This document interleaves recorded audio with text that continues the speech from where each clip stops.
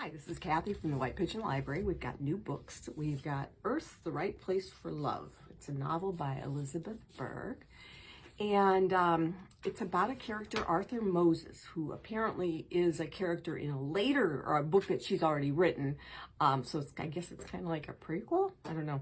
But the story of Arthur Truelove is this same author, or Arthur, that's the character in this book. And he's living through some tragedies. He's in love with a woman who is in love with his brother, who is not in love with her. And then the whole family goes through a tragedy, and they're trying to figure out whether or not that love interest is going to work. And so between grief and trying to put everybody's lives back on track, they come to decisions. So Elizabeth Berg, like her, we've got that.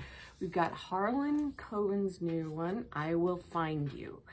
And I think this is the one, it's a thriller. And we also have it in large print. So if you like them and you want to be able to actually see it, if you're like me, you need the large print.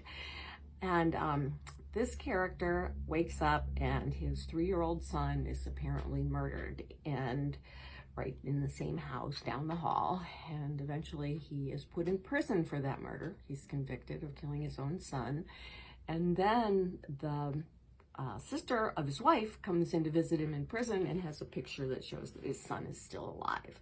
So he has to plan to break out of prison so that he can, find his son and put everything right. So it sounds like it might be an interesting story. We've got The Do-Over by Lynn Painter. And this sounds like a takeoff on, Groundhog Day, and I don't see how anybody could do it better than Bill Murray did.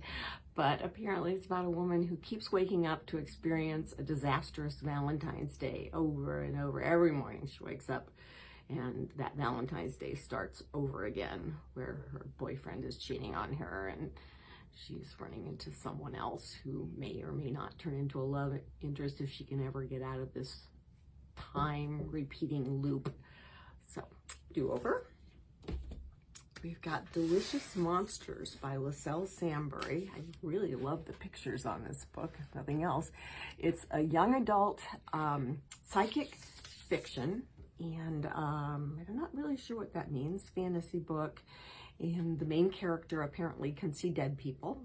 And in this book, she and her mother are moving into a house that her mother has inherited in a very remote part of Canada. And she doesn't see any ghosts there. It looks like it should be haunted, but she doesn't see any ghosts there. And they are on one track, and then there's another track where a woman hosts a show called Haunted. And she's trying to figure out whether or not her mother is involved in some very shady stuff. So looks like it's going to be kind of fun. So young adult, fantasy fiction. We'll be back next week with more books. Thank you.